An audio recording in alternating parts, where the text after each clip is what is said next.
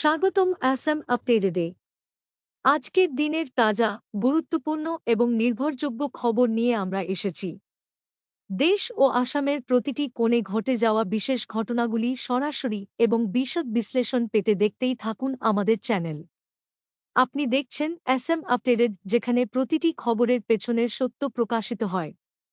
চলুন শুরু করি আজকের প্রধান খবরগুলির সাথে।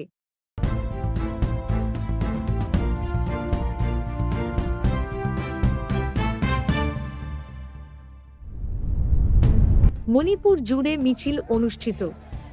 কারফিউ অমান্য করে মঙ্গলবার এখানে একটি জনসমাবেশ অনুষ্ঠিত হয়, যেখানে জিরিবাম জেলায় নিরীহ নারী ও শিশুদের সাম্প্রতিক হত্যাকাণ্ড এবং মণিপুরের কিছু অঞ্চলে সশস্ত্র বাহিনী বিশেষ ক্ষমতা আইন পুনর্বহালের বিরুদ্ধে প্রতিবাদ জানানো হয়। এই জনসমাবেশটি all Manipur united clubs organisation অ্যামখাও এর নেতৃত্বে এবং নারী সংগঠন ও ছাত্র ফ্রন্টের সহযোগিতায় আয়োজিত হয়। মিছিলটি ইম্ফল পশ্চিম জেলার কোয়াকেইথেলে টিডডিম মাঠ থেকে শুরু হয়। তবে কোয়াকেইথেল ট্রাফিক পয়েন্টে পুলিশের একটি বিশাল দল ও র্যাপিড অ্যাকশন ফোর্স মিছিলটি আটকে দেয়।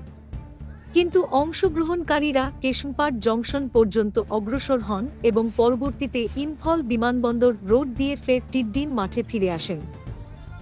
কেন্দ্রকে মণিপুরের মুখ্যমন্ত্রী এন বীরেন সিংহকে অপসারণ করা উচিত। জাতিগত সহিংসতার কারণে জ্বলছে মণিপুর। কেন্দ্রীয় স্বরাষ্ট্রমন্ত্রকের প্রাক্তন যুগ্ম সচিব শম্ভু সিংহ মনে করেন, কেন্দ্রীয় সরকারকে মুখ্যমন্ত্রী বীরেন সিংহকে পদ থেকে অপসারণ করা উচিত এবং সহিংসতায় জড়িতের বিরুদ্ধে কঠোর অভিযান চালানো উচিত। সিংহ জানান, পরিস্থিতি শুরু হওয়ার সাথে সাথেই কেন্দ্রীয় সরকারকে মুখ্যমন্ত্রীকে অপসারণ করা উচিত ছিল এবং রাজ্যের সশস্ত্র বাহিনী বিশেষ ক্ষমতা আইন প্রয়োগ করা উচিত ছিল। দীর্ঘ সময় ধরে মুখ্যমন্ত্রী পদে বীরেন সিংহকে রেখে দেওয়া, যদিও তিনি পরিস্থিতি নিয়ন্ত্রণ করতে ব্যর্থ হয়েছেন, এটি সবচেয়ে বড় ভুল ছিল। সরকার করিমগঞ্জ জেলার নাম পরিবর্তন করে শ্রীভূমি করতে চলেছে। মঙ্গলবার রাজ্য মন্ত্রিসভা করিমগঞ্জ জেলার নাম পরিবর্তন করে বরাক উপত্যকার শ্রীভূমি রাখার সিদ্ধান্ত নিয়েছে।